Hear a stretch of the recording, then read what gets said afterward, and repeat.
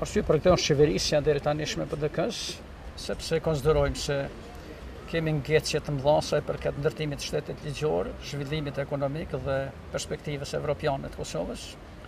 Ne nuk shohim asnjë mundësi që me PDK-n të bëjmë ndryshime, për arsye se kemi të instaluar një qeverisje e cila e ka kapë shtetin.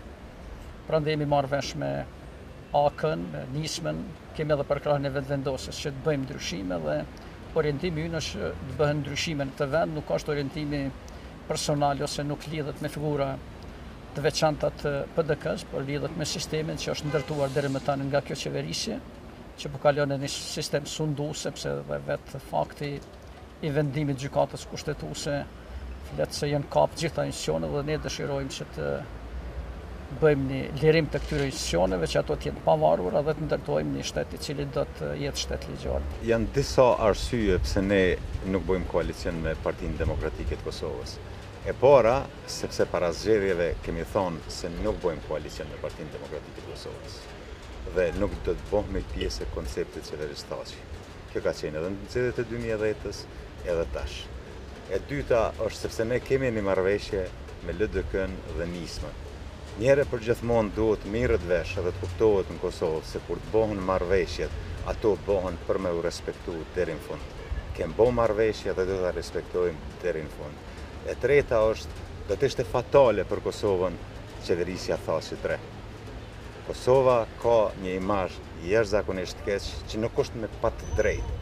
Kosova ka një shkallë ekstreme të korrupsionit. Lideri i Partisë Demokratike të Kosovës ka instaluar një koncept qeverisë të dëmshëm për Kosovën. Partia Demokratike e Kosovës është një parti e madhe e Kosovës që ka shumë njerëz me shumë vlera. Mirë po, koncepti qeverisë që është instaluar në 7 vitet e fundit nuk i ka bën derë as Partisë Demokratike të Kosovës. Kur themi Hashim Thaçi që aty po krijohet përshtypje se është personale, nuk është personale, asgjë personale me asnjë njeri, mirë po koncepti i qeverisë tina është i identifikuar me to, sepse ai është kreatori i këtij koncepti qeverisë dhe është implementues dhe besoj se ky nuk i ka bë të mira Kosovës.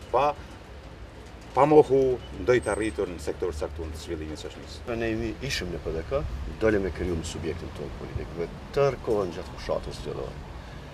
Votat kemi kërkuar për të ndryshuar qeverisjen e vendit. Do të thonë, elektoratet, votuesët tonë kanë premtuar se në legislaturën e ardhshme, në mandatin e ardhshëm të qeverisë do të qeverisim me të tjerët, të cilët premtojnë ndryshimin e modelit dhe mentalitetit të qeverisë në Kosovë.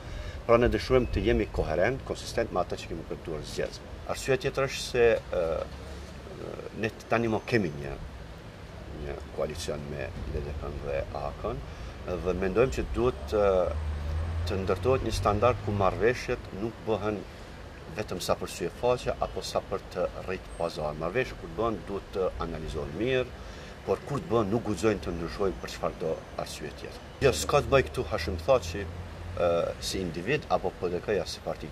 Modelin e qeverisë cilin e ka instaluar dëshirojmë të japim Kosovës një model tjetër, një mënyrë tjetër qeverisë.